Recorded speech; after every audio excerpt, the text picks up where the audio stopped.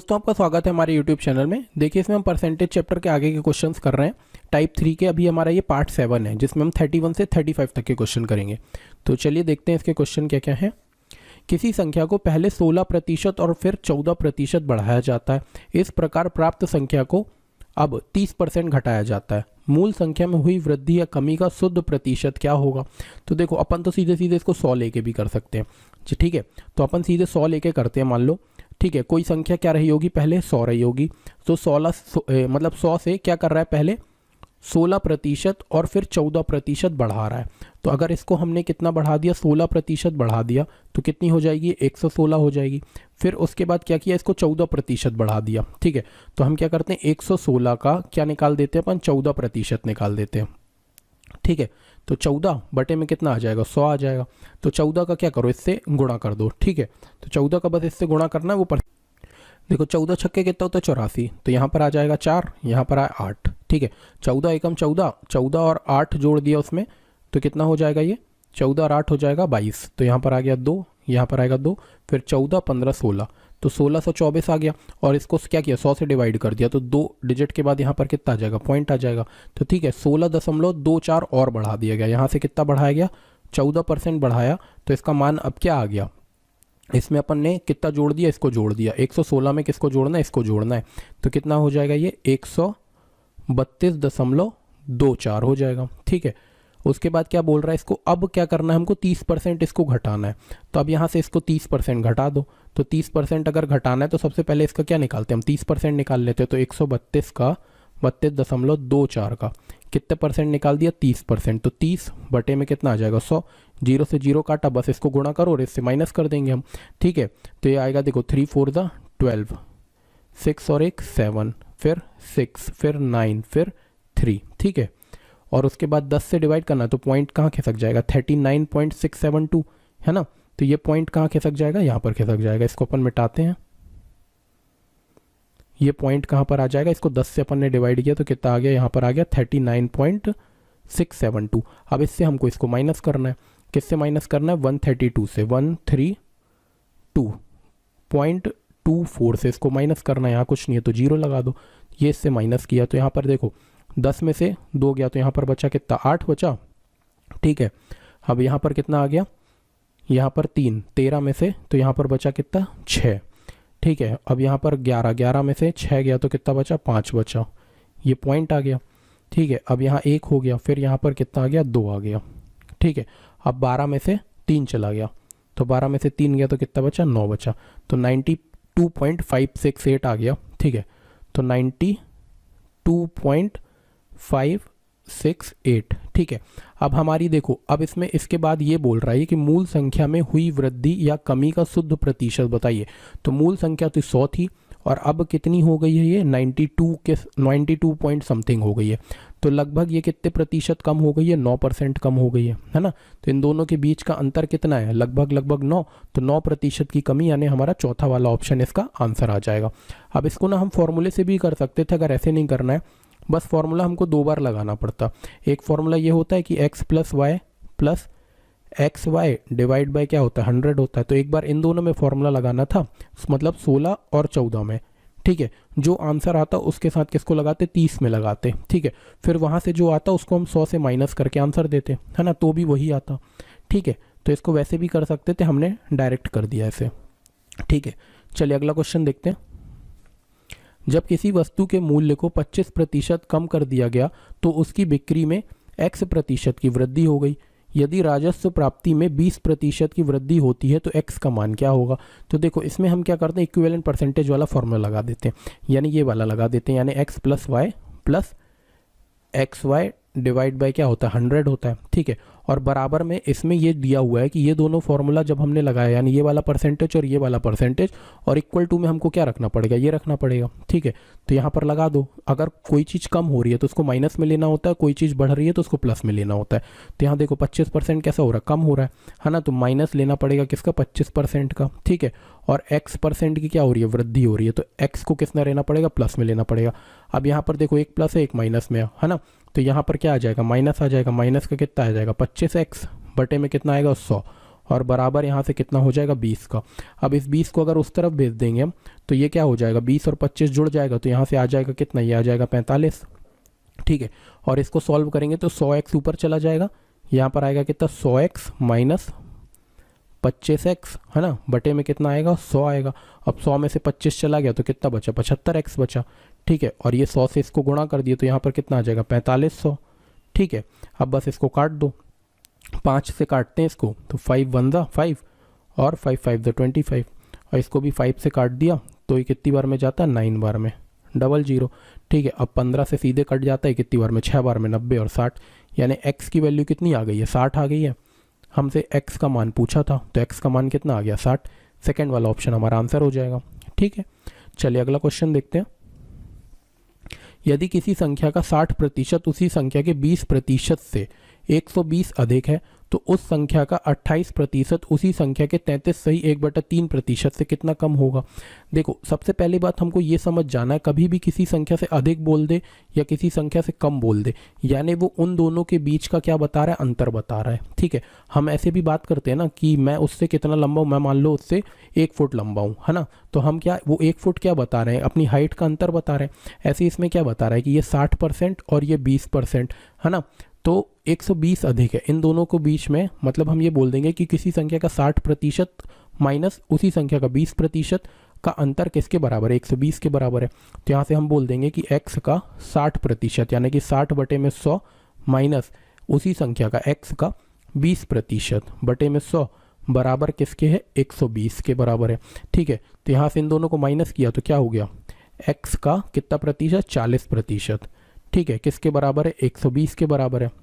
तो यहाँ से सीधे सीधे इसको काट दो, 0 से 0 क्या 4 से इसको काटा तो कितनी बार में गया 3 बार में, और 3 का इससे गुणा कर दिया तो x बराबर कितना आ गया 300। ठीक है, यहाँ से आ गया 300। अब बोल रहा है 300 का ही 28%, है ना, और इन दोनों के बीच का अंतर, अब इन्हीं दोनों के बीच का अंतर हमसे पूछा है।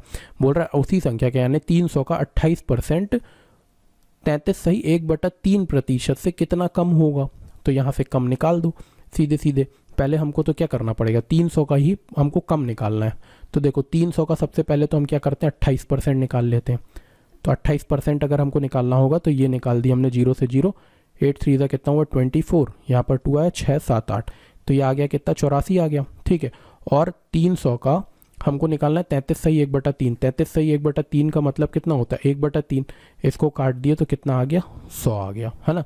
तो कितना कम है ये 84 है और ये कितना है 100 है। हमको आंसर किस में देना, प्रतिशत में देना है ना। तो ये यहाँ से अगर हम देखें तो ये 84 है और ये 100, तो 100 से अगर 84 माइनस करेंगे तो कितना आंसर आ जाएगा हमारा 16 आंसर आ जाएगा। तो ये हमारा क्या है, यही हमारा आंसर है, हमारा तीसरा वाला ऑप्शन करेक्ट हो जाएगा। ठीक है, ये 100 आ गया, ये 84 आ गया, दोनों को घटा दिए तो कितना आ गया 16 हमारा आंसर हो जाएगा।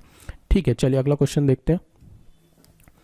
यदि y के 1/4 के 30% का 2.5 गुना मान x के आधे के 25% के बराबर है तो x y से कितने प्रतिशत कम अथवा अधिक है।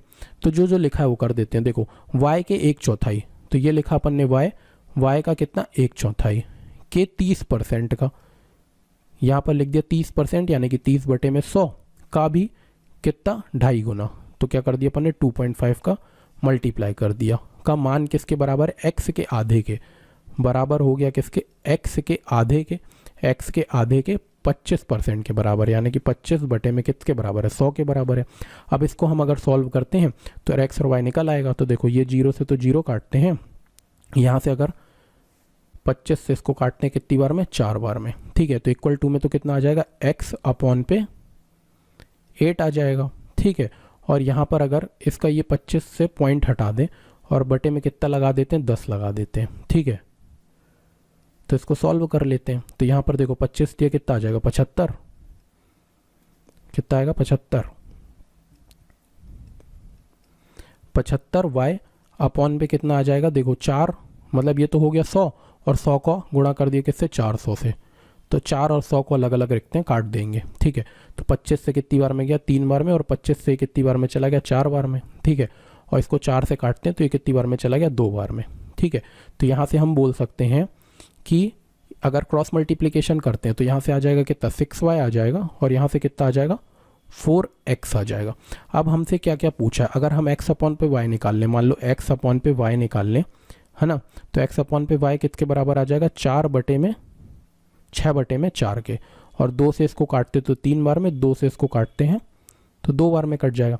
यानी हमने बोला कि x अगर 3 है तो y कितना है, 2 है। देखो x अगर हमारा 3 आया है तो y कितना आया है, 2 आया है। अब हमसे क्या पूछा है कि x y से कितना प्रतिशत कम या अधिक है, तो x y से देखो कितना अधिक है, 1 अधिक है ना, 1 अधिक है किससे, 2 से, तो सीधे सीधे हमारा आंसर कितना आएगा, 50%। ठीक है, y से कंपैरिजन करने को बोल रहा है, तो 2 से 3 कितना ज़्यादा, 1 ज़्यादा है, किसमें किससे ज़्यादा है, 2 से, तो 100 से कितना, तो इसको काटा हमने तो आंसर हमारा कितना आ जाएगा, 50%। हमारा आंसर हो जाएगा 50% अधिक है, तो हमारा आंसर कौन सा होगा, सेकंड वाला सही हो जाएगा। ठीक है, चलिए अगला क्वेश्चन देखते हैं। देखो, 1 से बड़ी किसी संख्या के संदर्भ में इस संख्या और इसका वृत्तक्रम, इसका मतलब होता है रेसिप्रोकल, यानी उसी का उल्टा, का अंतर इस संख्या और उसके वृत्तक्रम के योगफल का 25% है। तो इस संख्या का 4 घातांक इसके वर्ग से कितना प्रतिशत अधिक होगा। ठीक है, तो मान लेते हैं कोई संख्या अपन ने मानी x, ठीक है, और क्या बोला है, उसी का रेसिप्रोकल का अंतर, तो अपन ने क्या किया, माइनस और उसी का उल्टा करके, मतलब इन दोनों का अंतर इस संख्या और इसके योगफल के बराबर है। योगफल का 25% है, यानी कि इसका और इसी का रेसिप्रोकल का, ठीक है, इसके 25% के बराबर, यानी कि 25/100 के बराबर है। इसको अपन ने काटा तो 25 से एक बार में, 25 से 4 बार में। ठीक है, 4 का यहाँ पर गुणा कर दिया तो कितना आ जाएगा, 4x माइनस 4/x बराबर किसके हो जाएगा, x + 1/x के बराबर हो जाएगा। ठीक है, तो बस अब इसको सॉल्व करते हैं हम,